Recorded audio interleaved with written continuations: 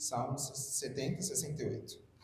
Mas escolheu a tribo de Judá, o monte Sião que ele amava, e construiu seu santuário como palácios altos, como a terra que ele estabeleceu para sempre. Ele também escolheu a Davi, o seu servo, e o tirou dos currais. De seguir as ovelhas com as suas crias, ele o trouxe para alimentar Jacó, o seu povo, e a Israel, a sua herança. Então ele os alimentou segundo a integridade do seu coração, e os guiou pela habilidade de suas mãos. Somente até aqui, meus irmãos. É sempre motivo de grande alegria estar aqui.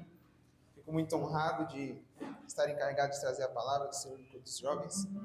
E eu intitulei essa mensagem como o campo e o cristão. Porque quando a gente olha para a história de Davi, todo mundo sabe que a história de Davi começa na casa do pai dele, começa no campo, onde ele cuidava das ovelhas do pai. E essa história vem mexendo muito comigo e para mim é o ponto mais alto da carreira e da história de Davi. A gente costuma acreditar que o ponto mais alto da história de Davi é o reinado. Mas na minha percepção, o campo, a pastagem, a solidão de Davi naquele momento é o que ocasiona tudo aquilo. Quando muitas vezes a gente olha para a nossa vida, e dessa forma que essa mensagem surgiu. Eu olhava para a minha vida e muitas vezes orando, questionando a Deus. Onde o meu presente afeta o meu futuro? Porque de promessas que o Senhor tinha me entregado, o meu presente parecia ser desconexo. Parecia não ter sentido nenhum. E eu perguntava para Deus sobre diversas coisas. E muitas vezes, isso era uma crise dentro de mim. Até que um dia, enquanto eu trabalhava, o Senhor me disse: aonde você está hoje? Você escolheu estar? E eu disse que não. Afinal, muitas das coisas que eu vivo hoje não foi, apenas aconteceram. Depois o Senhor me disse: seja um bom mordomo das ovelhas do seu pai. E aquilo ficou na minha mente e aos poucos o Espírito foi revelando o que era ser um bom mordomo das ovelhas de meu pai. Davi, ele não escolheu nascer na casa do pai dele. Davi não escolheu ser um pastor. Aquilo foi imposto para ele. Não somente pelo pai, mas também por Deus. Afinal, a casa que nós nascemos, nós não escolhemos. É Deus quem escolhe. Então, a primeira coisa que a gente precisa entender é que tudo que Deus nos deu, tudo que a gente não escolheu, e sim aconteceu na nossa vida, foi Deus que nos deu. Tudo que eu não escolhi, mas que está acontecendo, seja ela bom para mim ou ruim, foi Deus quem nos deu. E a gente precisa olhar para a história de Davi e ver que a obra de Deus começa desde o nascimento dele. E em muitos momentos, provavelmente, Davi não entendeu. Porque quando ele é consagrado a rei, não muda nada na vida dele. Quando ele é consagrado a rei na casa, depois de lidar com todo o desprezo, até mesmo da família dele, nada muda. Ele volta para o campo. E ele volta a fazer o que ele já fazia. E acredito eu que em muitos momentos Davi se questionou: o que tem a ver eu ser pastor de ovelhas com ser rei? No final, quando a gente olha Davi já como rei, a gente entende que as ovelhas foram necessárias para formar o seu caráter, para formar o seu perfil de liderança. Mas quem está no presente, que não entendia nada do que poderia acontecer no futuro, poderia muitas vezes questionar Deus. Qual que é o sentido de eu estar aqui? E eu sei que muitas vezes a gente já passou por isso ou passa até hoje. Deus me disse que faria algo, mas nada faz sentido no meu presente. Deus disse que me daria algo, mas nada faz sentido com o que eu estou vivendo.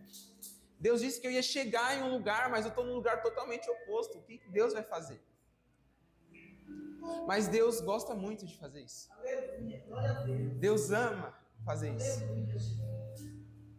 Porque ele diz depois que Davi seria rei. Mas o próprio rei de Israel o perseguia. O próprio rei de Israel tentava o matar. E muitas das vezes a gente quer entender o que o Senhor está fazendo. A gente acha que a gente é suficiente para entender os planos do Senhor. Mas a palavra diz que os planos de Deus são maiores. Muitos maiores que o nosso. E muitas vezes a gente usa esse versículo de forma errada. Como forma de dizer que se você acha que Deus vai te dar algo melhor, Ele vai te dar algo muito maior. E não que isso seja mentira. Mas o contexto em que a Bíblia mostra é de gente que não entendia o que o Senhor estava fazendo. Gente que estava sofrendo, mas que depois o Senhor disse: os meus planos são maiores e vocês um dia vão entender. Então, não questione o seu presente. Deus já viu o seu presente e Ele também já viu o seu futuro. Você não tem poder de estar no futuro, mas Deus tem. E Ele sabe o melhor caminho para te destinar a isso. E esse questionamento vem pelo fato de o campo ser desconfortável. Afinal, quando a gente olha para a história de Davi, a gente vê um homem que cuidava de ovelhas. Mas o contexto onde ele estava dificultava mais ainda. Porque o lugar que ele estava era um lugar litorâneo. Então, por estar próximo do mar, era muito mais quente. Sem contar que era próximo a desertos. Então, o calor naquele lugar era absurdo. Olhando outros fatos, aquela era uma região selvagem. Tinha leão, tinha urso. Imagina só para um homem, para um menino, viver a sua vida toda com medo de ser morto. Porque é viver aquela tensão de a todo momento um leão poder te atacar. De a todo momento um urso poder te atacar. E todo esse sofrimento foi permissão de Deus. E Deus é ruim por isso? Não. O problema é que nós achamos que o sofrimento é ruim. Que o sofrimento é ruim porque ele é desconfortável. Mas o sofrimento produz frutos eternos. O sofrimento é a escola de Deus. E se Deus permite você sofrer, graças a Deus por isso, é sinal que você está no caminho certo. Se sua vida está tudo bem, se não tem sofrimento, está um conforto absurdo, máximo, a sua vida é maravilhosa, questione-se. Porque eu nunca vi um homem de Deus parado. Eu nunca vi um homem de Deus levando uma vida plenamente confortável. Tem uma frase que diz: Senhor, se trata assim os teus amigos, não me impressiona que tenhas tão poucos. Quando fala de trata assim, é que os melhores amigos de Deus foram os que mais sofreram. E não nos impressiona que ele tenha tão poucos amigos verdadeiros. Porque poucos estão dispostos a sofrer. Poucos estão dispostos a entregar tudo. E se um dia te disseram que quando você viesse para a igreja tudo melhoraria, que se te disseram que você seria rico quando viesse para a igreja, mentiram para você. Jesus pode abençoar a sua casa, Jesus pode abençoar a sua vida financeira, mas quem vem desejando isso, não vai ter. Porque os homens mais ricos da Bíblia não desejaram riquezas. O homem mais rico da história, quando ele teve a oportunidade de pedir tudo o que ele pudesse, ele pediu sabedoria para lidar com o chamado que Deus tinha dado para ele, Salomão. Davi, um dos homens mais ricos da história de Israel, quando peca, ele pede para que tire tudo dele, menos a presença. É Davi mostrando: eu posso perder tudo, só não me tire a presença. O meu dinheiro não vale muito. O tesouro, o status de rei, não vale muito. Porque o caráter dele foi formado no campo.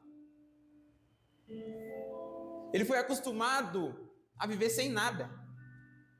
Foi acostumado a viver sem nada, tendo tudo, que era o Senhor. A única opção de Davi era o Senhor. E quando ele cresce e agora ele é um soldado, ele vive perseguições do próprio rei de Israel, Saul. E em dado momento, ele escreve o Salmo 142, escondido numa caverna. E ele diz: o mesmo Deus... Não, perdão. Salmos 142, tem como colocar aí, por favor? 142. Oh, aleluia, Jesus, glória a Deus. Em alta voz clamo ao Senhor, em alta voz suplico ao Senhor as suas misericórdias. Derramo diante dele a minha queixa, a ele apresento a minha angústia. Quando esmorece em mim o meu espírito, tu conheces o caminho que devo seguir. Na verdade que percorro, ocultaram uma armadilha para mim. Olhe para a direita e vê que ninguém se importa comigo. Perdido está para mim o refúgio. Ninguém se preocupa com a minha alma.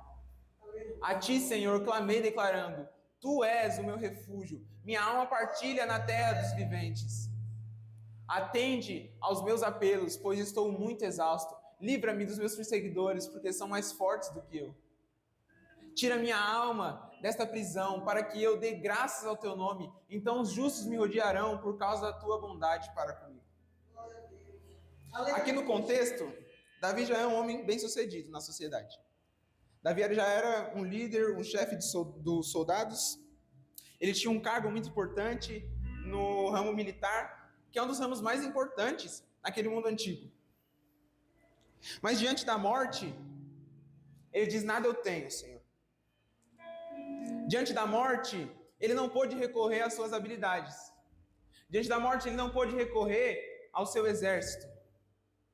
Não pôde recorrer ao seu dinheiro, à sua inteligência. Diante da morte, ele só teve o Senhor. Tem muita gente que quer morrer pelo Senhor, mas antes precisa viver para Ele.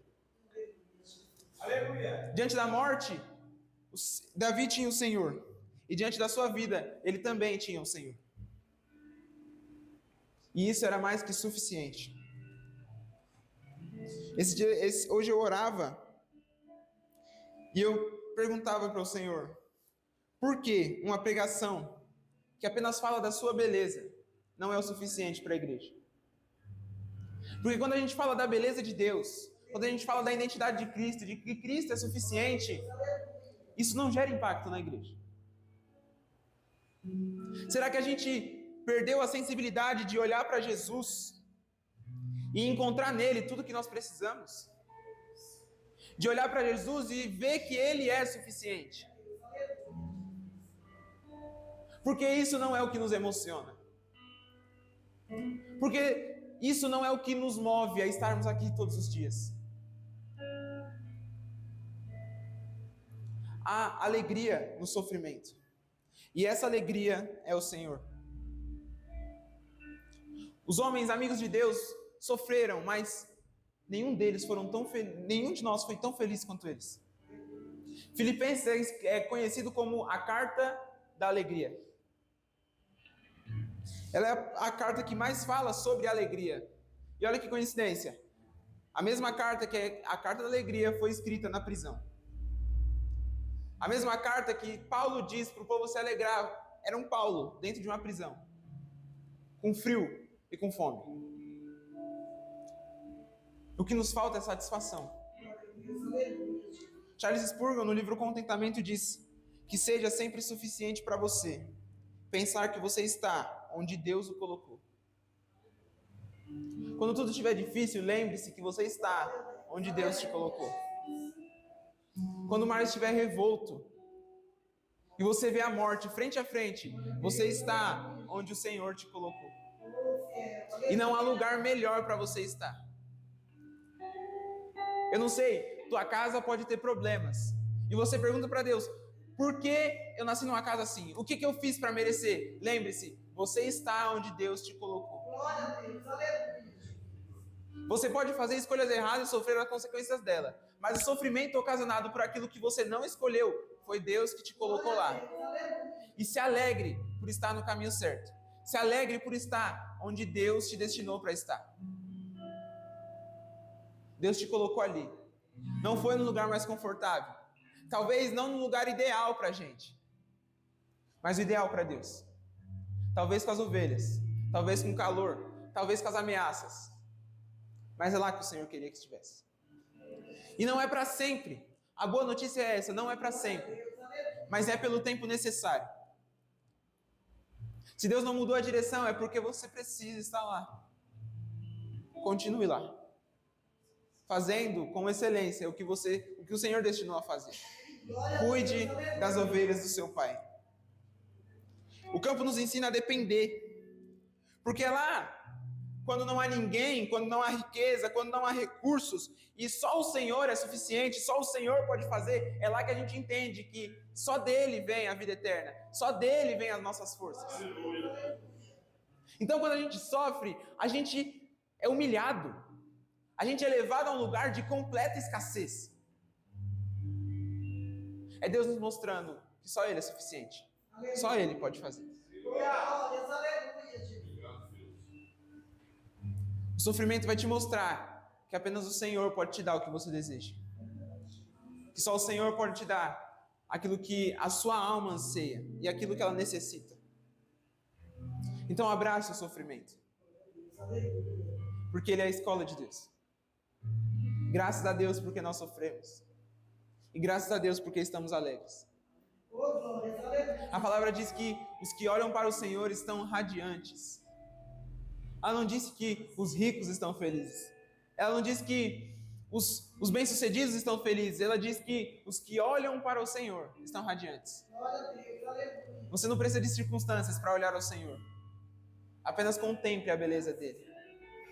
O versículo da minha vida está em Filipenses 3. Quando Paulo diz que a tudo considerei como lixo por causa da sublimidade do conhecimento de Deus. É a história de um homem que não conheceu Deus plenamente, mas que todos os dias é fascinado pelo pouco que conhece. Que todos os dias conhece mais um pouco e é fascinado, e aquilo é o que motiva ele. Porque tudo ele entregou para que, de alguma forma, ganhar a Cristo. E é só por isso que nós estamos aqui. Ganhar a Cristo. Então lembre, muitas vezes as ovelhas e o estado atual não vão ter nada a ver com o seu chamado. Pelo menos na sua percepção. Steve Jobs, num discurso que ele deu em Harvard, numa formatura da galera que estava lá, ele começa a dar uma palestra. E ele diz sobre, nos tempos de faculdade dele, tinha uma matéria sobre estilo de letras para o mundo digital. E ele sempre ficava muito revoltado em ter aquela aula. Porque ele sempre dizia, para que eu vou usar isso? Qual que é a utilidade disso? E ele falou que o tempo passou, e quando ele foi desenvolver o sistema da Apple, o destaque da Apple é o seu design. E ele falou que foi graças àquela aula que ele achou que era inútil, que hoje a Apple tinha um dos melhores designs do mundo. Que a Apple tinha o melhor design, o iPhone, o MacBook, eles tinham bons designs. Por causa de uma aula que ele teve lá no passado, que ele achou que ele nunca usaria. Talvez você está vivendo coisas hoje que você fala, eu nunca vou usar isso. Deus me disse para ir para um lugar e eu estou vivendo uma coisa, aprendendo uma coisa, nada a ver. Mas quando chegar lá, você vai ver que aquelas ovelhas te ensinaram a liderar.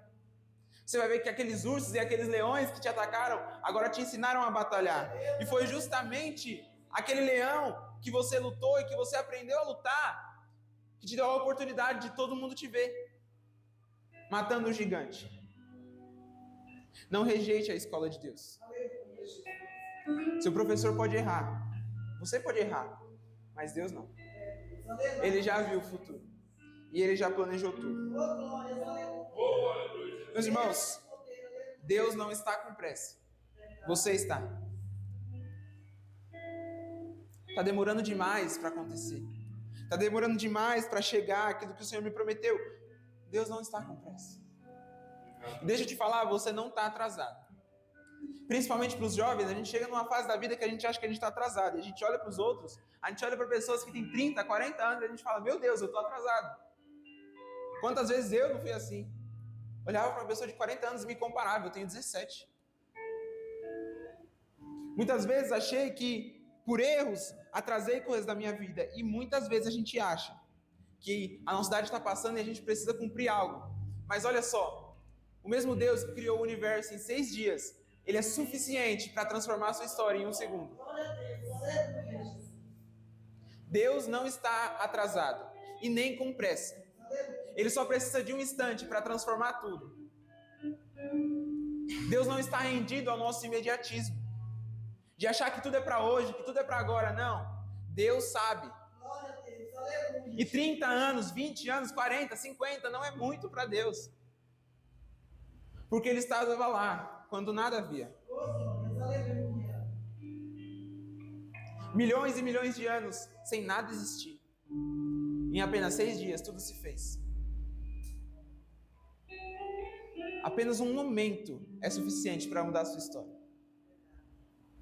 A mulher do fluxo de sangue passou a vida inteira com a doença. Mas em um momento, em um toque, ela foi transformada. E toda a história dela foi transformada junto.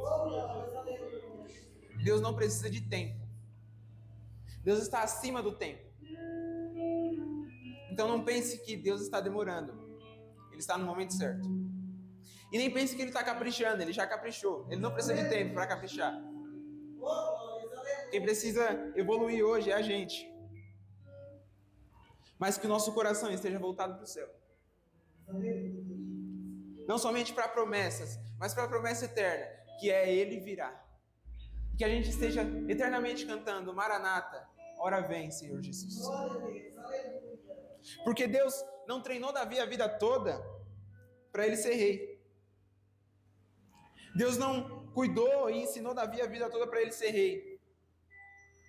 Mas para que ele cumprisse um propósito. E para que ele fosse salvo.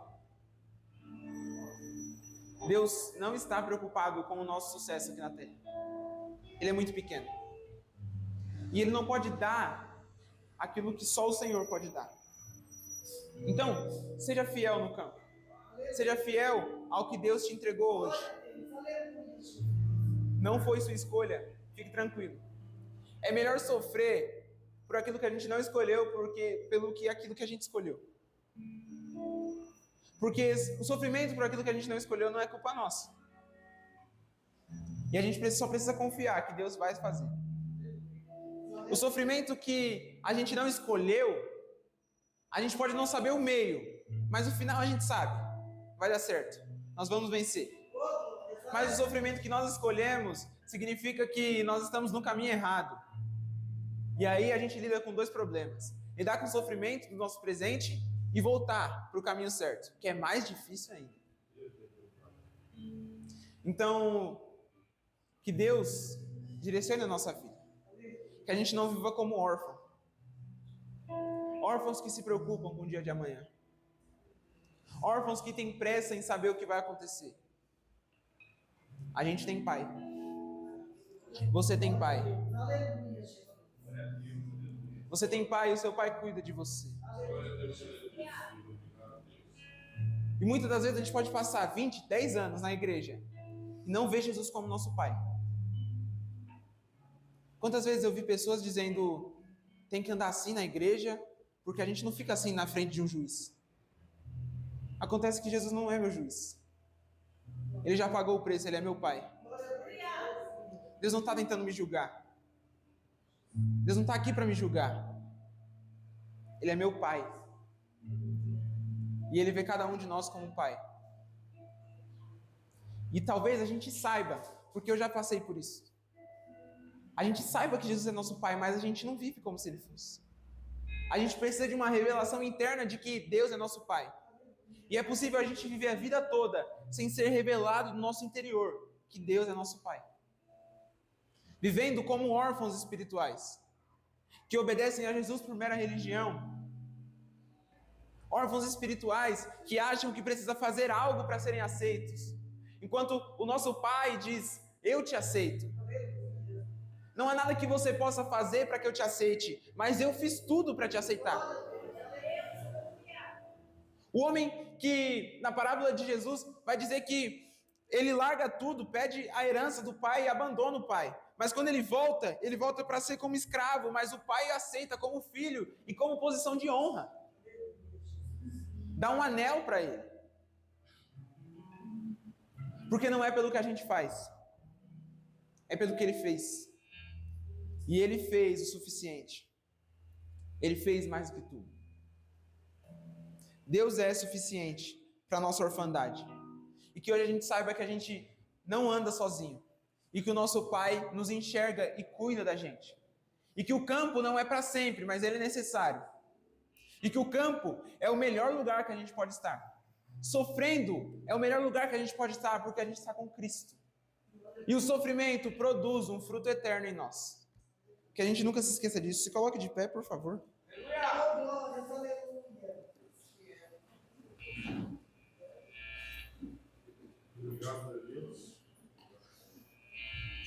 A gente vai orar agora para que o Senhor gere em nós fidelidade e contentamento em quem Ele é. Nós vamos orar repreendendo todo espírito de orfandade. E se você se sente como um filho sem pai, que você ore hoje para que o Senhor revele a paternidade dele no seu coração. Nós não estamos aqui adorando alguém distante. Nós estamos aqui adorando alguém presente e próximo. Nós não estamos aqui adorando um juiz. Nós estamos aqui adorando nosso Pai, que deseja relacionamento com a gente. Nós não estamos aqui tentando ser aceitos. Nós já fomos e por isso estamos aqui. Jesus, ele se preocupa em inverter toda a dinâmica de todas as outras religiões. Porque as outras religiões entregue para receber.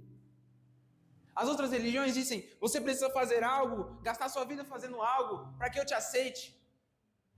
Mas Jesus diz, eu já te aceitei. E tudo que você faz hoje é por amor. Não porque você quer algo em troca, mas porque você me ama. E é melhor que não faça se você não me ama. Porque a partir do momento que a gente faz algo para receber, Deus já não é mais o nosso Deus. Nós somos o nosso Deus.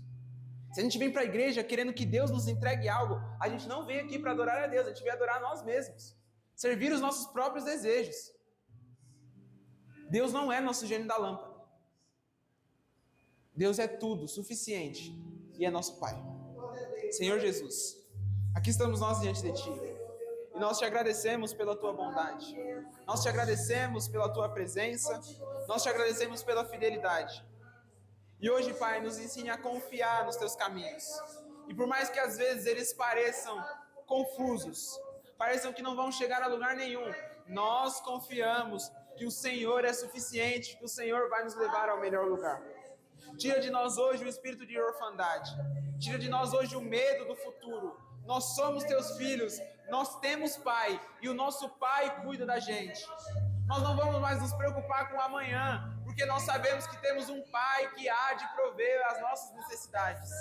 Nós não vamos nos preocupar com o futuro, porque nós sabemos que temos um Pai amoroso e cuidadoso, que já sabe o nosso futuro, que cuida do nosso futuro. Então nos ajude hoje a sermos fiéis. Nos ajude hoje a amarmos a Tua presença. Nos ajude a lembrar que o Senhor é suficiente e que nada mais é importante que a Tua presença.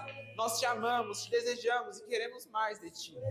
Revela hoje a paternidade que o Senhor tem por nós. Nos lembre hoje do sacrifício que foi feito para que nós fôssemos adotados. Nos lembre hoje que só o Senhor é suficiente e que não há nada além de Ti. Não há nada que a gente queira, não há nada que a gente possa buscar que supra a nossa necessidade de Ti. Nos lembre hoje que o Senhor, que Cristo é tudo que Deus pode nos dar. Que Tu és a beleza de Deus. E nós hoje sabemos que, como C.S. Lewis disse, que alegria é coisa séria no céu. Então hoje dá-nos a alegria. Não a alegria circunstancial, mas a alegria dos que olham para Ti. Os que olham para Ti estão radiantes na Tua presença. É isso que nós Te pedimos e Te agradecemos. Nos revele hoje que nós somos filhos e não nos deixe mais viver como órfãos. É o que eu Te peço e Te agradeço.